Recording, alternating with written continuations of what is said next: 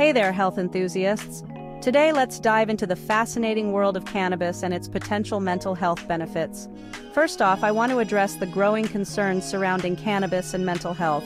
While it's true that marijuana use isn't always recommended for anxiety and depression, there's a glimmer of hope on the horizon. Recent research is shedding light on the potential benefits of medical marijuana, especially for older adults. A study in New York found that access to medical marijuana significantly improved mental health in people aged 65 and older. How amazing is that? These improvements were linked to fewer self-reported poor mental health days, likely due to the pain relief properties of cannabis. Think about it, less pain, better mood, and it doesn't stop there.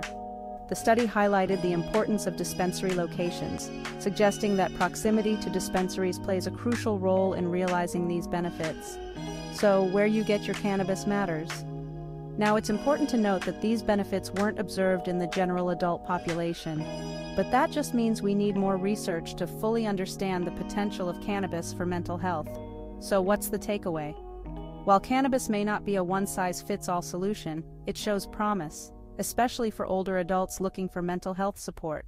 And as legalization expands, it's crucial to stay informed and mindful of where and how we access cannabis. Remember, always consult with a medical professional and be aware of local laws before using cannabis. Your health and safety come first. If you found this video helpful, hit the like, subscribe, and alert bell for more health insights from Peak Mind Provisions 369. Stay positive, stay informed, and take care of your mental health. Thanks for watching.